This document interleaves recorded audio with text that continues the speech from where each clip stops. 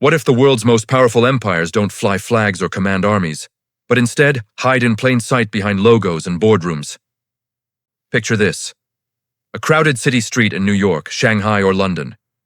People rush past, coffee in hand, eyes on their phones. But look closer.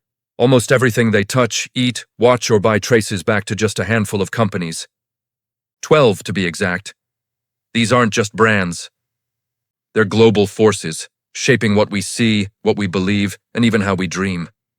From the food on your table to the news in your feed, their reach is almost invisible, until you know where to look. How did we get here? How did a few companies quietly weave themselves into the fabric of daily life, across every border and culture? It didn't happen overnight. It started with small family businesses and local factories. Then came the mergers, the global supply chains, the rise of finance, and the digital revolution. But here's the real question.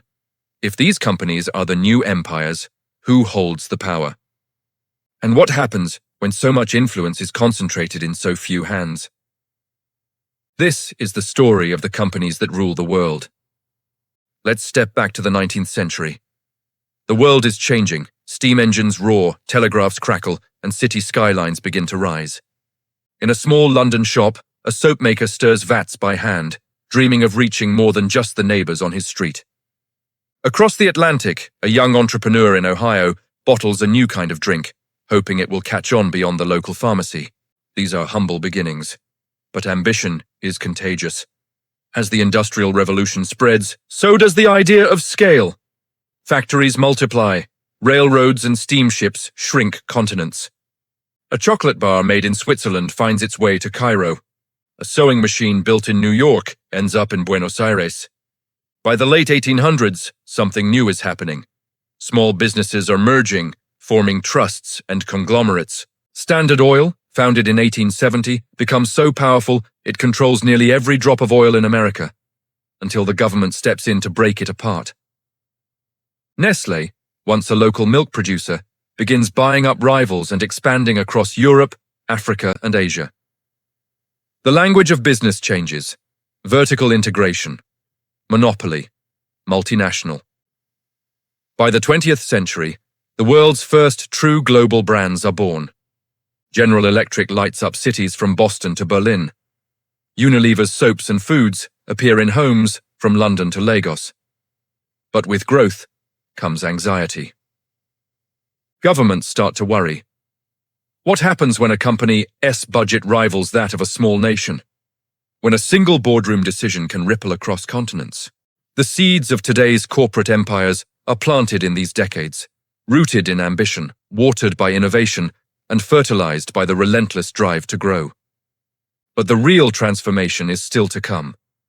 Because when technology and finance rewrite the rules of power, the game changes forever. Fast forward through 2 world wars. The globe is shattered, but from the rubble, a new order emerges, one where corporations, not just countries, compete for dominance. The post-war boom fuels an insatiable appetite for consumer goods. Suddenly, it's not just about selling soap, it's about selling a lifestyle. Madison Avenue advertisers turn brands into symbols of aspiration, freedom, and modernity. Companies like Procter & Gamble and Coca-Cola perfect the art of global marketing, adapting their messages to resonate from Tokyo to Texas. They aren't just selling products, they're selling an idea of a better life. This era also marks the dawn of the financialization of everything. The stock market becomes the ultimate arena. Wall Street invents new ways to move money, making it easier for companies to acquire competitors, expand into new markets, and grow at an unprecedented speed. The mantra becomes shareholder value. Success is measured not just in profits, but in stock price. This mindset fuels a wave of mergers and acquisitions. Companies that were once fierce rivals are now swallowed whole. Conglomerates become bigger, more complex, and more intertwined with the global economy than ever before. If the Industrial Revolution built the factory, this new financial era built the balance sheet, a tool just as powerful as any assembly line. And then came the internet. The digital revolution wasn't just an evolution, it was an explosion. It tore down borders, created entirely new industries, and rewrote the rules of power once again. Companies born in garages and dorm rooms, Apple, Google, Amazon, rose to become the titans of this new age. Their empires weren't built on factories or physical goods, but on data, attention, and networks. Think about it. Google organizes the world's information. Amazon is the world's marketplace. Facebook, now Meta, connects billions of people. These tech giants didn't just join the club of corporate empires, they created a whole new league. They built ecosystems, walled gardens where you can work, shop, socialize, and be entertained without ever leaving their domain. Their currency is your data, and their influence extends from your shopping habits to your political views. Meanwhile, the old guard of industrial and consumer giants didn't disappear. They adapted. They digitized their operations, embraced e-commerce, and used data to understand their customers better than ever before. Nestlé now uses AI to predict food trends, and car companies like Volkswagen are rebranding as tech companies. The result is a hyper-concentrated world. A handful of financial firms like BlackRock and Vanguard are now the largest shareholders in almost every major company, creating an invisible web of ownership.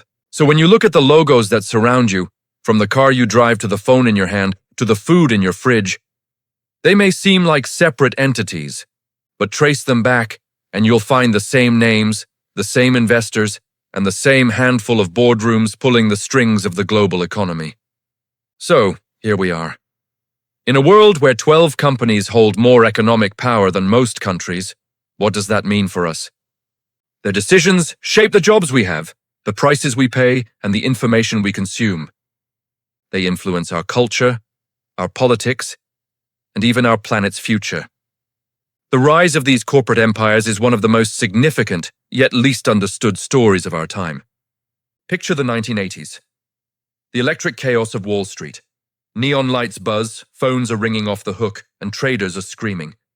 Deals are made in seconds, and fortunes can vanish with a single tick of a screen. This was the birth of the mega merger. Companies that were once fierce rivals started joining forces, creating colossal giants that spanned entire continents and industries. Hostile takeovers weren't just business, they were front-page news. A single acquisition could reshape an entire market overnight. In boardrooms from New York to Tokyo, a new corporate language emerged. Words like deregulation, synergy, and shareholder value were on everyone's lips. Banks that were once local and conservative transformed into global powerhouses. Names we all know today, Citigroup, JP Morgan Chase, HSBC, started moving not just millions but trillions of dollars. But this was never just about the money. It was about influence. Massive media empires began to rise. Suddenly, a small handful of corporations controlled what billions of people saw, heard, and read. Television networks, movie studios, and publishing houses all merged under a few giant umbrellas. The line between what was news and what was entertainment started to blur. While all this was happening, technology was quietly rewriting the rules of the game. The first personal computers hummed to life in suburban homes. Satellites beamed signals across the oceans. The internet, still in its infancy, flickered to life, connecting people and companies in ways no one could have imagined. This new connectivity set the stage for a new kind of power. Then, the crash. The 2008 financial crisis sent shockwaves across the globe. Markets plummeted. Governments scrambled to contain the damage. But something strange happened in the aftermath of the chaos. The biggest companies, the ones deemed too big to fail, didn't just survive. They emerged even stronger, even more dominant than before. The era of the individual entrepreneur seemed to be fading, making way for the age of the corporate titan. What happens when a handful of companies control both the message and the money? And how did the 2008 crash paradoxically make the biggest players even bigger? Now let's step into the present day. The world is more connected and more concentrated than at any point in history. Our lives are run by a click, a swipe, or a tap. You order your groceries, stream a movie, check your bank balance, and message a friend. All without ever leaving your couch. It's incredibly convenient, right? But behind every one of these digital conveniences, a select few companies are quietly mapping our behavior, tracking our movements, and shaping our choices. Welcome to the age of the platform. Think about it. Amazon doesn't just sell you things, it runs the digital infrastructure for almost half the internet through its web services. Alphabet, Google's parent company, doesn't just answer your questions, it collects and analyzes data on billions of searches every single day, building an unprecedented profile of humanity's thoughts and desires. This concentration of power isn't just in tech. Look at finance. Giants like BlackRock and Vanguard don't just manage money, they are the largest shareholders in thousands of companies worldwide. They hold significant stakes in everything from Apple and Microsoft to ExxonMobil and Johnson & Johnson. This gives them a quiet but powerful influence in boardrooms from Silicon Valley to Shanghai, shaping corporate strategy on a global scale. This new kind of dominance is almost invisible, woven into the fabric of our daily lives, and it's more powerful than anything that has come before.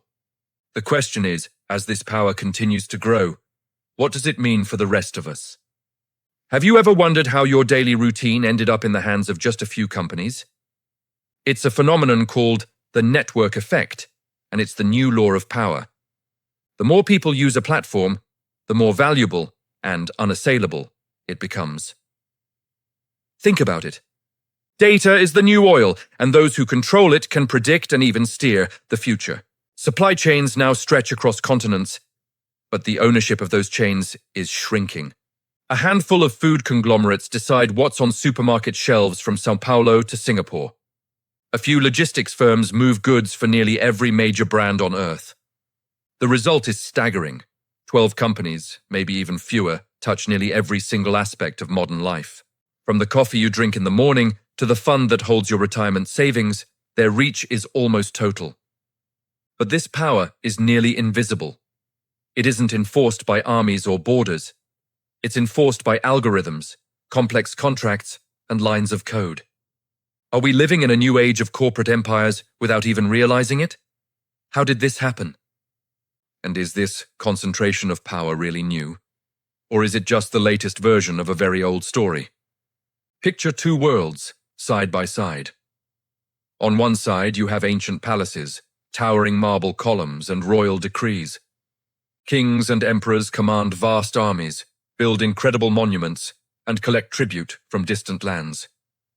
Here power is visible, it's worn on crowns carved into stone and enforced by soldiers with swords and shields.